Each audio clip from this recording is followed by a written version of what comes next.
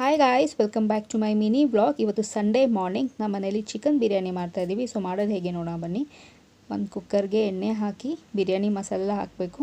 ಅದು ಚೆನ್ನಾಗಿ ಫ್ರೈ ಆದಮೇಲೆ ಈರುಳ್ಳಿನ ಹಾಕಬೇಕು. ಒಂದೆರಡು ಟೊಮ್ಯಾಟೋನ ಹಾಕಿ ಚೆನ್ನಾಗಿ ಫ್ರೈ ಮಾಡ್ಕೊಂಡು ಆದಮೇಲೆ ಸ್ವಲ್ಪ ಪುದೀನ ಹಾಕಬೇಕು. ಫ್ಲೇವರ್ ತುಂಬಾ ಚೆನ್ನಾಗಿರುತ್ತೆ ಪುದೀನ ಫ್ಲೇವರು.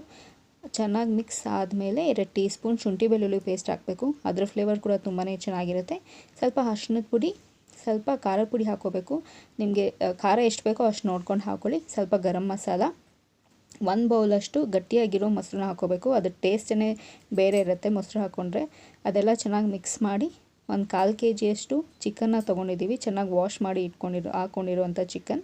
ಆ್ಯಂಡ್ ಇದಕ್ಕೆ ಅರ್ಧ kg ರೈಸ್ನ ಹಾಕ್ಕೊಂಡಿದ್ದೀವಿ. ಅದಕ್ಕೆ 1.5 ಗ್ಲಾಸ್ ನೀರು ಹಾಕಿದ್ದೀವಿ. ಇವಾಗ 1-2 ವಿಸಿಲ್ ಕೂಗಿಸಿದ್ರೆ chicken biryani is ready to serve. It's one of my favorite ಅಂತ ಹೇಳ್ತಾ thank you so much for watching. Meet you in my next mini vlog. Bye bye.